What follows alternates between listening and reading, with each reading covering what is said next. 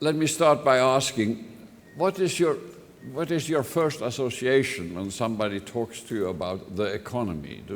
Is the image that you get factories working, supermarkets full of people, busy Wall Street, or what? For today's purpose, I would like you to think of the economic system first as a web of contracts and understandings among agents in the economy.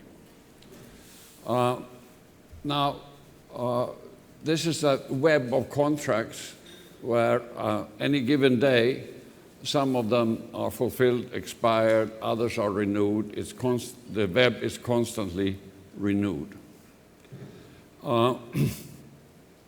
The problem is, in this renewal of the web of contracts, the whole web can develop instability.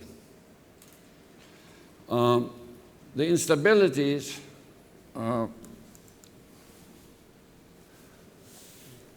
come in different sizes, if you want.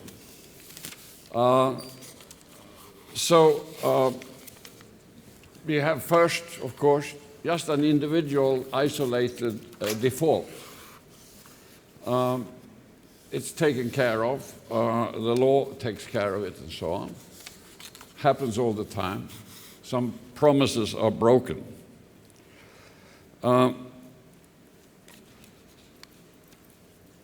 But if some promise is broken in the web, there is at any given time a probability that that will cause somebody else to default.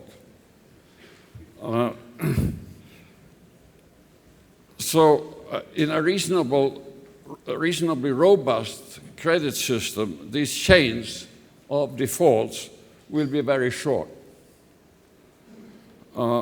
But the web can develop into a state while one default will trigger an avalanche of defaults.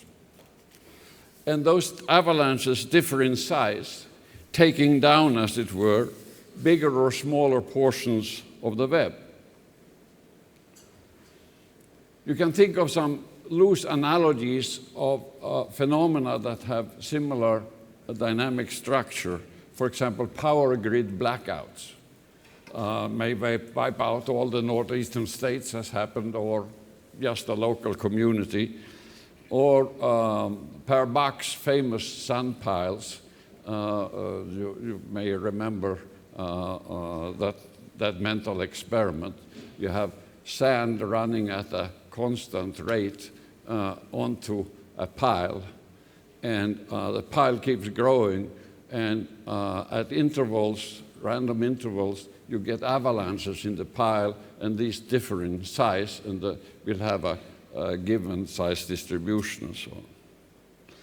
So this is true of default avalanches in an economy as well.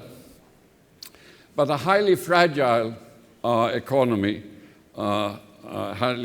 Minsky fragile system has the possibility of crashing altogether.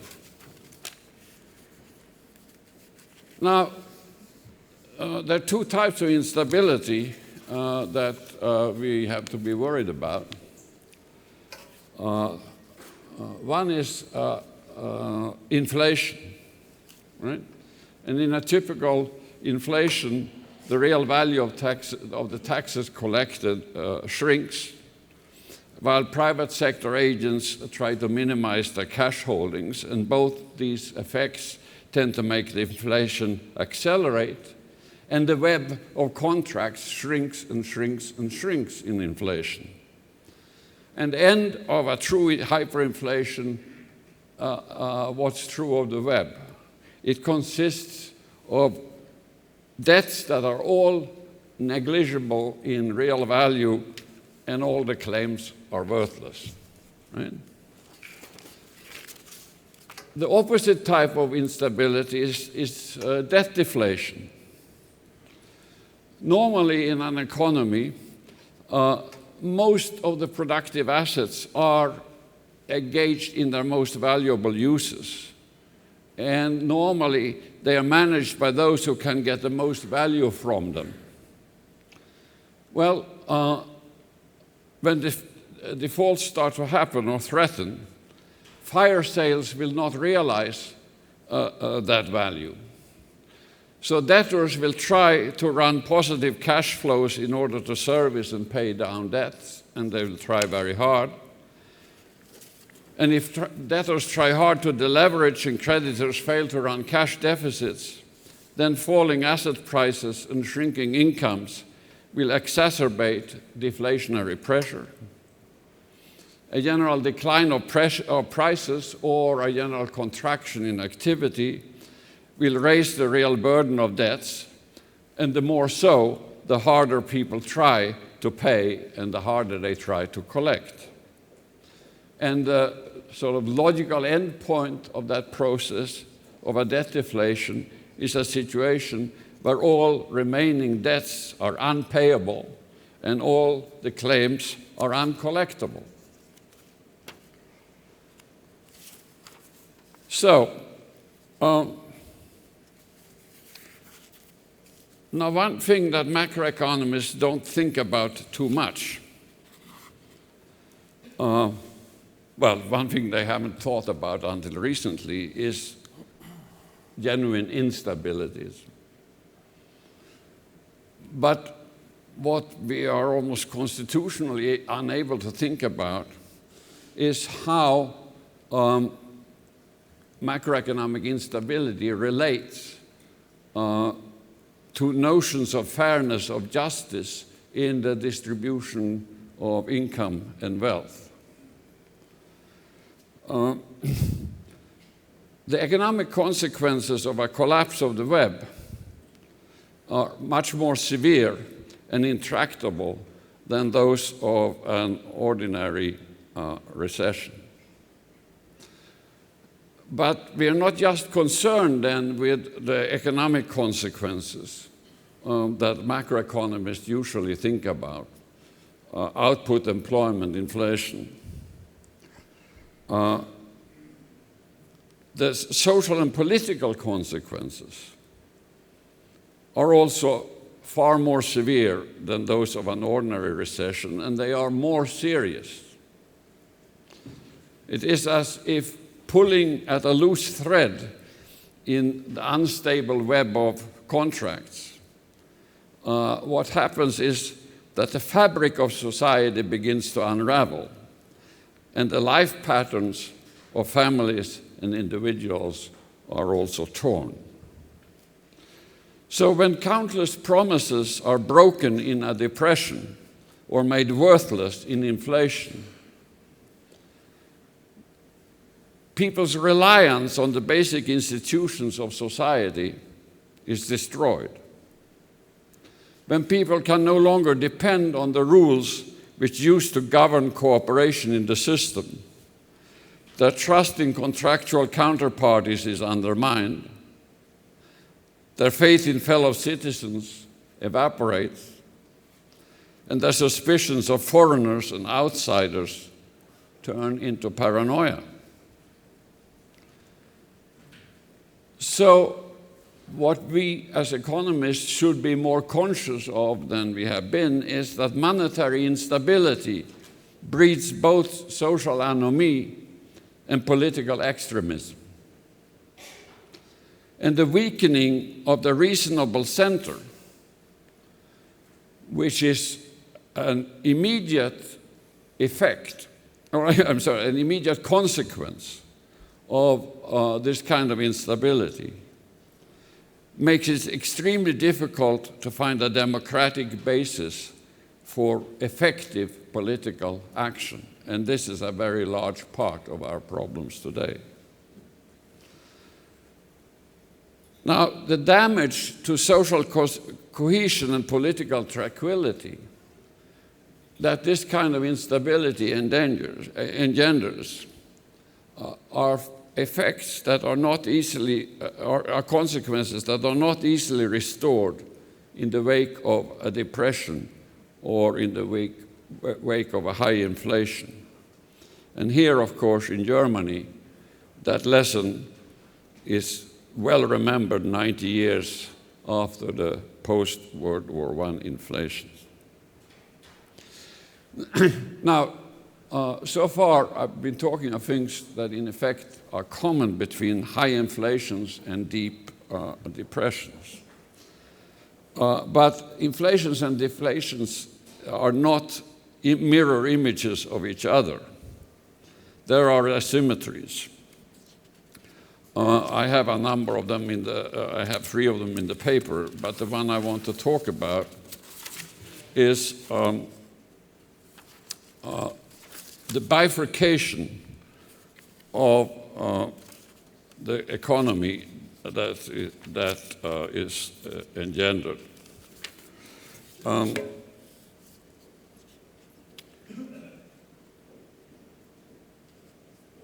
The cumulative process of a general credit crisis bifurcates the economy. At the extremes, it ends up with 2 disjoint sets of agents.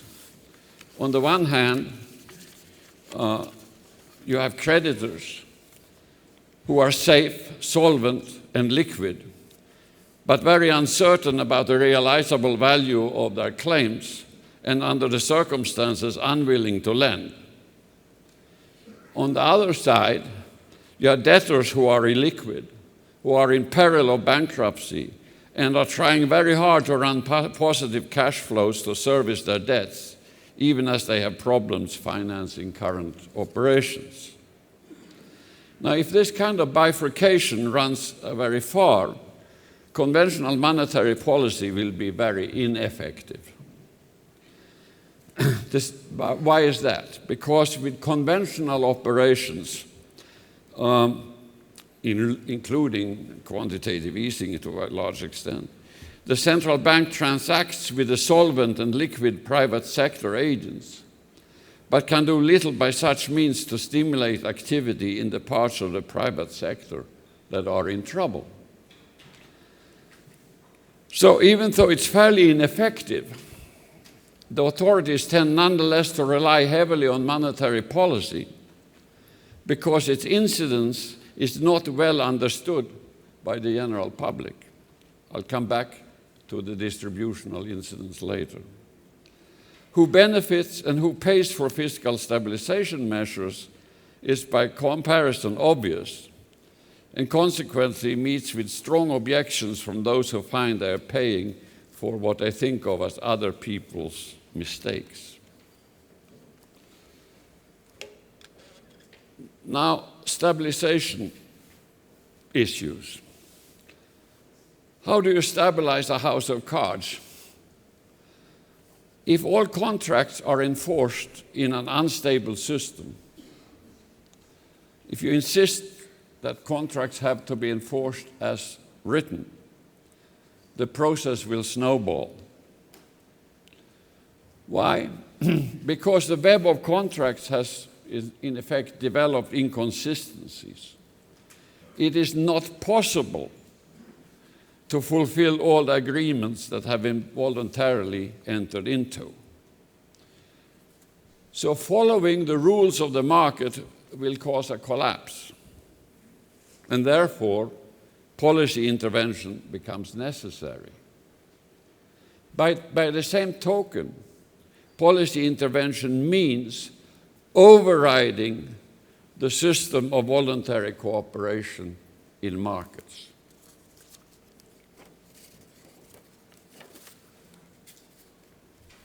So the problem becomes one of robbing Peter to pay Paul. The policy decisions to stabilize an unstable avalanche type of problem of situation is to decide, in effect, who to rob and who to pay, and answering questions of a quite controversial nature, such as who must pay, who will not have to pay, who will not be paid, who will be made to pay for somebody else's debts. And those answers have to be answered. But the answer is unlikely to strike ordinary people as fair, and that is maybe the main reason why it's so difficult to get democratic agreement on effective actions.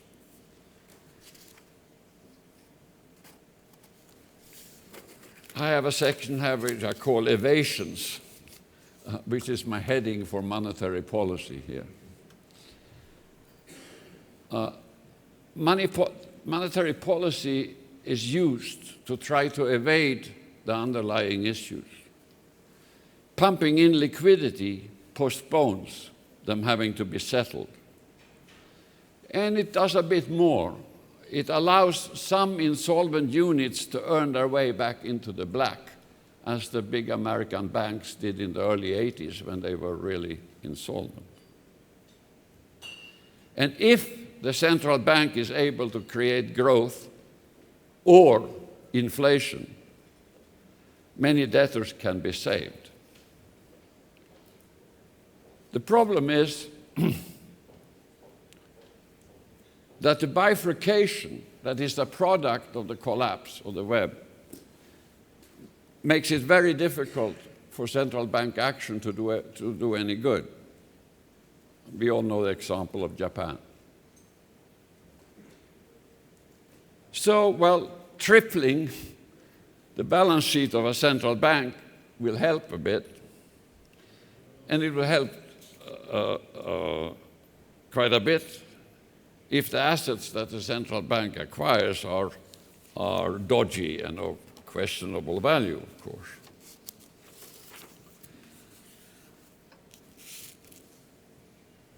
Now, what we are doing at this point is trying by rock-bottom interest rates that have nothing to do with interest rates that we would experience if the economy was anywhere near an equilibrium. We are trying by rock-bottom interest rates to push against the bifurcated system and get some stimulative effects. One reason that we insist on doing the utmost with monetary policy in a situation where we should know that monetary policy is peculiarly ineffective is that although this kind of central bank policy definitely does rob Peter to pay Paul, it has fairly dramatic redistributive effects.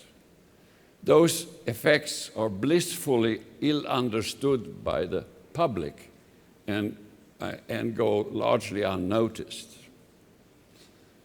As an example of what I mean, take the TARP program. You know that the expenditures originally of the TARP money, of course, met with a lot of popular opposition. Now, subsequently, the Fed in the US went to basically a 0.2 repo rate and made money available to the banks infinitely elastically, practically, at this zero rate, which the banks could use at one time to invest in government securities, first at 4%, now down at about 2%. But that's, you get money for free and you earn a couple of percentage points on it. It's good business. It doesn't take highly technical portfolio management to profit from it. And then those earnings on those securities are used to pay back the TARP money. And the government then turns to the public and said, look, TARP operation was very successful. It's true we gave the banks money to begin with, but they have paid it all back. Except how has it been paid back? Well, with the earnings from liabilities of the taxpayers that are now held by the banks. So this is a kind of shell game with the distributional outcome of these policies, of which the public even today remains fairly ignorant. But this kind of central bank policy, in a situation where fundamentally underlying the situation, there are widespread solvency issues in the economy, monetary policy postpones those issues. It allows some indebted units on the margin to save themselves and get back into the black. Mainly, it kicks the can down the road. But in so doing, it builds up other imbalances and other problems that will become serious for us in the future. For example, pension funds and life insurance companies are now not earning enough on their investments for the commitments that they have insured. So there will be a reckoning of this.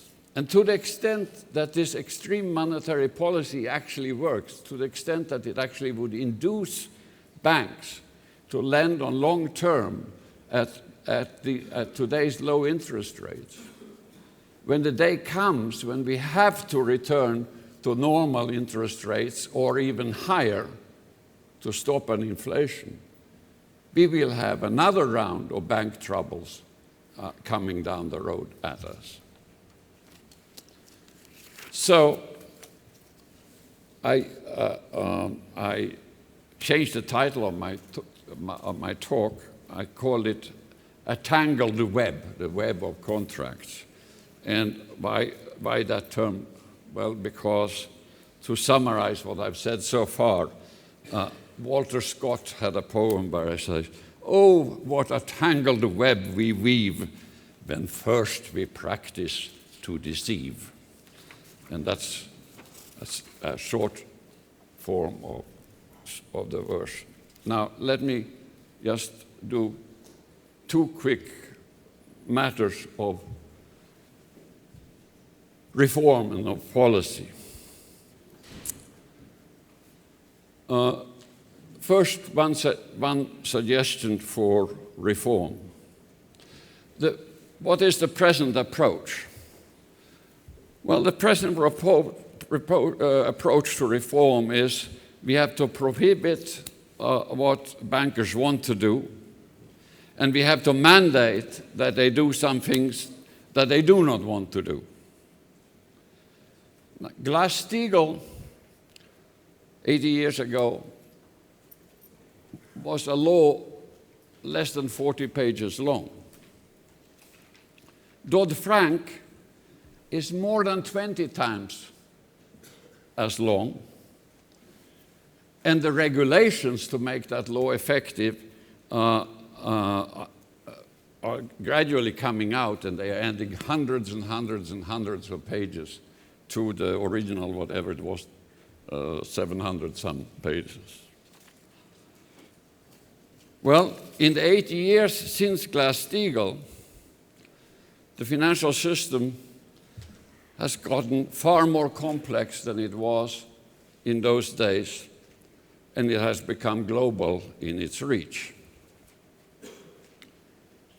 So that's one reason why trying to regulate it by prohibitions and mandates becomes an extremely cumbersome operation.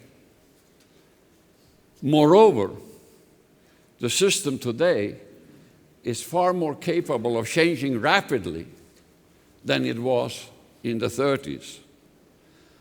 So keeping one step ahead of Wall Street by the regulators is not a trivial problem. It requires the size of the body of regulations, requires a virtual army of regulators. And those regulators cannot be paid what the regulated can earn on Wall Street. So the prospects are not good. What is the alternative? Well, instead of working all together from the perspective of trying to constrain what people will want to do with the prohibitions and with mandates and with enforcement of those, it's also possible to change what bankers will want to do. That is, the alternative approach is to look at the incentive structures on the structure of costs and rewards that decision makers in those markets face and modify those.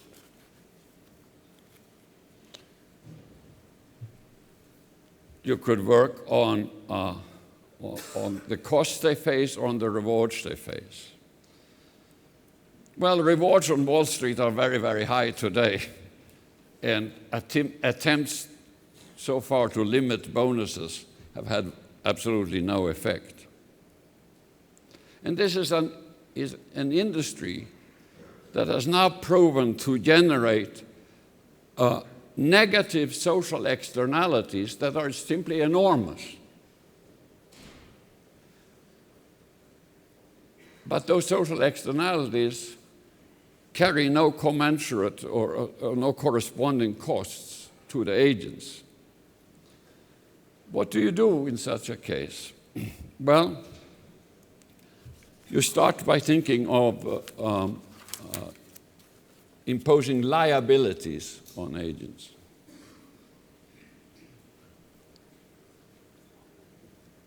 Take a simple example.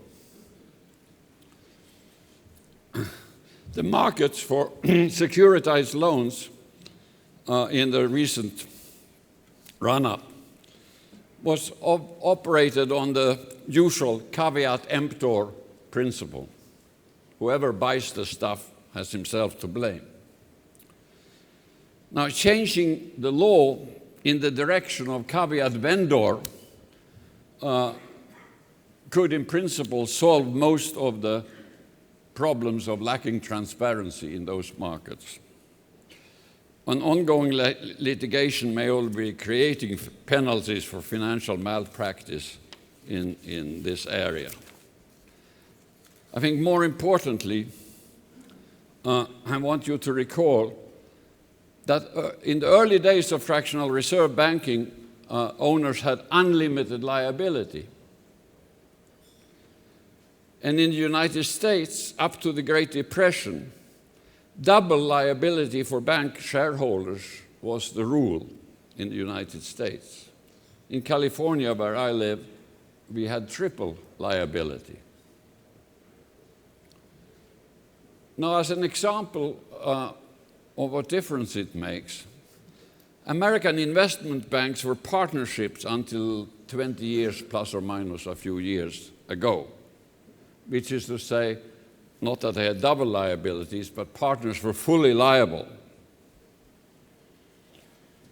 And the image you had of bankers back then were of rather dour, conservative, dull people for a cocktail party at least.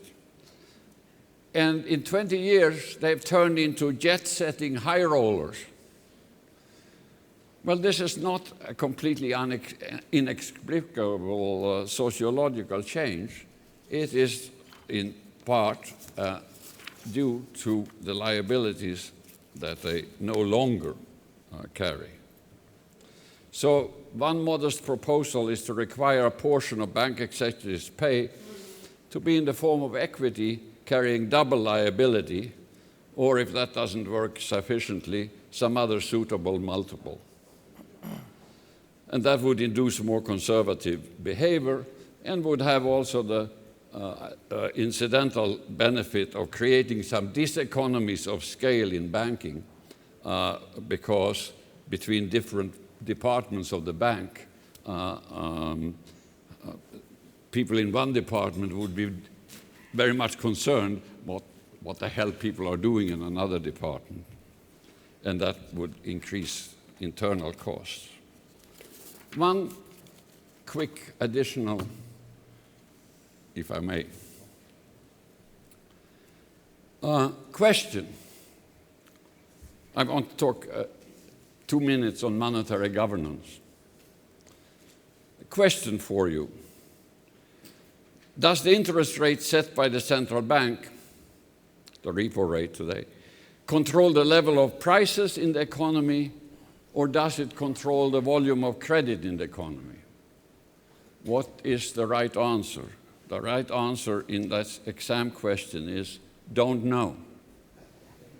Okay. Why is that the right answer?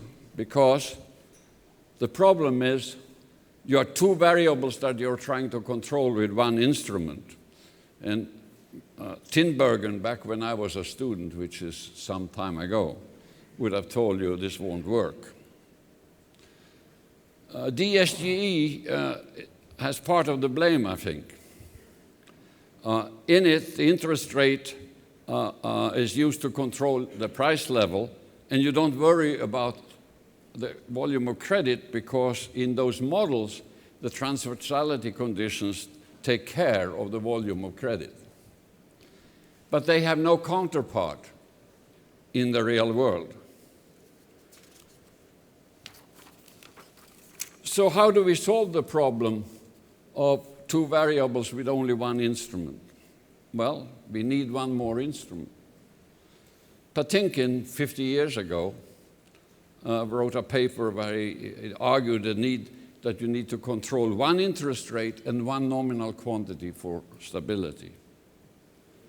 And that would require today that we regain control of the monetary base, we impose reserve requirements on all demand and overnight liabilities, and so on, independent of issuing institutions. It's not easy to get there from where we are today because the central banks are operating way, way, way, way beyond the old Bagehot rule of issuing, of lending only on sound credit and at a penalty rate. And so regaining monetary control of the system is a big problem. So, one last word on monetary equilibrium. The notion of a monetary equilibrium that we have lived with for a long time is a situation where the price level stays more or less constant because there is nothing acting to change it. Today we are in a price level equilibrium that is very, very different because the deflationary tendencies from the private sector remain very strong, a little bit weaker in the US today than a year ago. But these deflationary tendencies coming from the private sector are offset by extremely strongly inflationary monetary policies. So you have, instead of an equilibrium where nothing is acting to change it, you have an equilibrium where very strong forces are keeping it where it is. But that is a very uncomfortable equilibrium to be in, and one has only to be apprehensive about which way will it break. Thank you. Well, thank you. Mr. Roth.